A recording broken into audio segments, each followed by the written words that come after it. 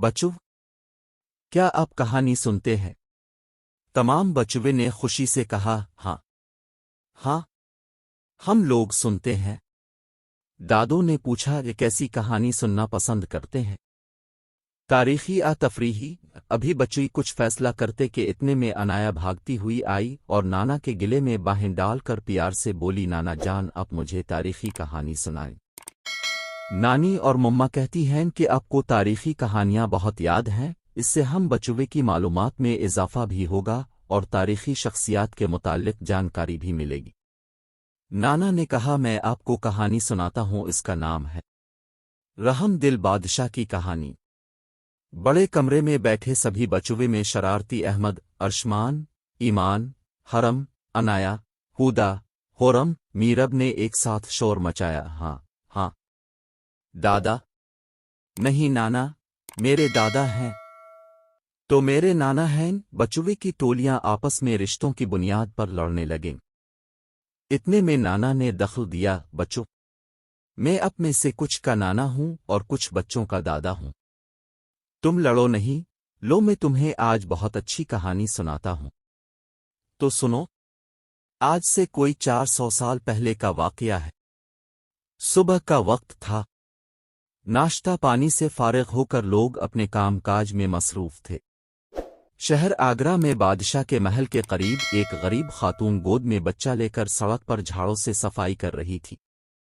اسی سڑک کے کنارے ایک راجپوت نوجوان پراسرار طور پر چکر لگا رہا تھا، جس کا ارادہ نیک نہیں تھا۔ دراصل وہ اس وقت کے بادشاہ کو گھات لگا کر قتل کرنا چاہتا تھا، جس کے لیے وہ مناسب وقت کے انتظار میں چکر لگا رہا تھا۔ دادو، بھلا بادشاہ کو کیوں مارنا چاہتا تھا؟ ایمان نے ٹوکا۔ بات یہ تھی کہ بادشاہ کے ساتھ ایک جنگ کے دوران اس راجپوت کا باپ مارا گیا تھا اور اس کی ریاست پر بھی بادشاہ نے قبضہ کر لیا تھا۔ سمجھی تم؟ دادو نے سمجھاتے ہوئے جواب دیا۔ پھر کیا ہوا نانا؟ بتائی نا۔ یہ ایمان بیچ میں دخل دے کر مزہ خراب کر رہی ہے، انایا نے چڑھتے ہوئے کہا۔ بتاتا ہوں مگر شرط ہے کہ تم لوگ آپس میں لڑو گے نہیں۔ ہم نہیں لڑیں گے، سب نے حامی بھر لی۔ نانا نے پھر کہنا شروع کیا، بادشاہ کے محل کے باہر جس جگہ وہ خاتون بچہ اٹھائے جڑوہے دے رہی تھی، وہاں پر اتفاق سے ایک مست ہاتھی خانے سے چھوٹ گیا۔ ہاتھی کے خوف سے آنے جانے والے لوگ آدیر الفادیر بھاگنے لگے۔ اتنے میں ہاتھی جھاڑو لگانے والی خاتون کی طرف لپکا۔ مامتا کی ماری خاتون بیچاری پریشان و خوف زدہ ہو گئی۔ اسے اپنے سے زیادہ بچوئی کی فکر تھی۔ اس کے منہ سے درد بھری چیخ نکل گئی، ہائے میرے بچوئی کو بچاؤ۔ تو کیا بچہ مر گیا نانا؟ اس بار پھر ایمان نے افسوس و مایوسی سے پوچھا۔ نہیں، مگر پھر تم نے وعدہ توڑا۔ نانا مصنوعی ناراضگی جتاتے ہوئے بولے، آگے سنو۔ اس خوفزدہ خاتون کی چیخ پکار نے راجپوت نوجوان کو متاثر تو کیا، مگر چھوت چھات کے جھوٹے فرق و امتیاز نے اس کے ضمیر کو مردہ کر دیا تھا۔ چنانچہ اس نے سوچا کہ میں اعلی ذات کا راجپوت ہو کر ایک صفائی کرنے والی خاتون کے بچڑی کو کیوں چھوں؟ وہ نوجوان اسے بچانے کے بجائے کھڑا تماشا دیکھتا رہا۔ خدا کرنا ایسا ہوا کہ اس خاتون کی آواز بادشاہ کے کان میں پڑی۔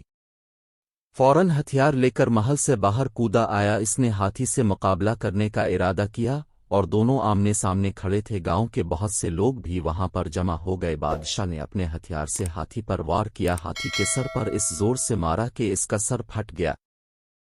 ہاتھی وہاں سے بھاگ گیا۔ وہاں پر جمع لوگوں نے بادشاہ کو خوب داد دی۔ یہ رعایا اس بادشاہ سے بہت خوش تھی۔ بادشاہ سب کی داد کو سراہتے ہوئے بچڑی کو گود میں اٹھا کر محل کے اندر چلا گیا۔ پھر کیا ہوا دادو؟ ارشمان نے خاموشی توڑی۔ پھر یہ ہوا کہ اس راجپوت نوجوان نے بادشاہ کی بہادری اور رعایا پروری دیکھی تو بادشاہ کو قتل کرنے کا ارادہ چھوڑ دیا۔ اس نے دربان سے بادشاہ سے ملاقات کی درخواست کی۔ کچھ دیر بعد اس نوجوان کو بادشاہ کے سامنے پیش کر دیا گیا۔ اس نے بادشاہ کے دربار میں حاضر ہو کر اپنا منصوبہ ظاہر کر دیا۔ پھر تو بادشاہ نے اسے قید کر دیا ہوگا؟ ہودا نے سوالیہ نظروں سے دیکھتے ہوئے کہا۔ نہیں، عظیم لوگوں کی سوچ بھی عظیم ہوتی ہے۔ بادشاہ نے اسے معاف کر دیا اور اس کے باپ کی ریاست بھی اسے واپس کر دی جو کہ جنگ میں حاصل کی گئی تھی۔ مگر نانا، وہ رحم دل بادشاہ آخر کون تھا جو بہادر بھی تھا، ہمدرد بھی تھا، رعایا کو مانتا بھی تھا اور اپنے دشمنوں کو معاف بھی کر دیتا تھا؟ یہ تو آپ نے بتایا ہی نہیں۔ انایا نے سوال کیا۔ یہ تم نے اچھا سوال کیا، تو سنو۔ اس بادشاہ کا نام تھا ظہیر الدین محمد بابر ابن عمر شیخ مرزا۔ یہ پہلا مغل بادشاہ تھا جس نے ہندوستان میں مغل خاندان کی بنیاد ڈالی، اور اس کی بہادری کے قصے آج بھی یاد کیے جاتے ہیں۔